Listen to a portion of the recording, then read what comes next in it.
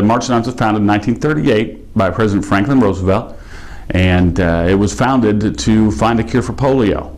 And so 1938 started collecting dimes, and over the next decade plus, those dimes went to fund research to find a cure for polio, and the research that we funded by Dr. Joan Lasalle found that cure. And in 1952, that was declared safe, potent, and effective. And the March of Dimes went about inoculating millions of kids against polio. And today, that polio vaccine is the one that everyone receives today. Following the cure for polio, the March of Dimes turned its attention to birth defects, infant mortality, and premature birth. And that's our mission today.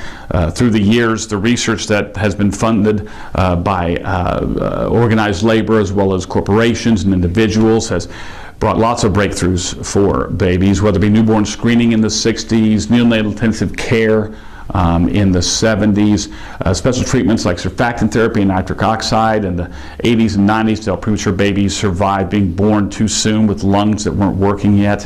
In the 2000s, working to educate people about folic acid and the discovery that 400 micrograms of folic acid prior to becoming pregnant can eliminate 70% of the birth defects of the brain and spine.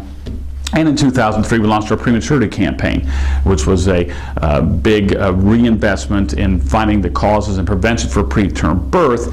And we can say that in the last 5 years, we've seen that preterm birth rate go down in every year for the last 5 consecutive years. That doesn't mean there's not still a lot to do with 1 in 9 babies still born prematurely. We still have 1 in 5 infant deaths caused by a birth defect.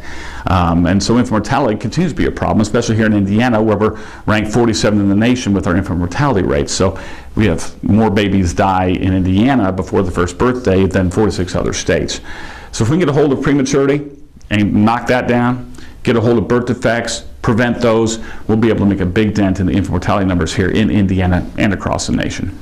Well, as I mentioned, our infant mortality rate in Indiana is one of the worst in the country. And so the March of Dimes is working to find the causes and preventions for preterm birth, which affects 1 in 9 babies in Indiana, and also birth defects, which causes 1 in 5 infant deaths in Indiana. In fact, we lose 13 babies a week here in Indiana to prematurity and birth defects. So those are the challenges facing Indiana's babies, and the March of Dimes is funding research to find the causes and prevention. We're funding community programs that help women get proper prenatal care, which is shown to make a big difference in the health of their baby down the road, helping women understand that smoking when pregnant leads to premature birth and especially low birth weight. In Indiana, 1 in 5 women who are pregnant report smoking while pregnant.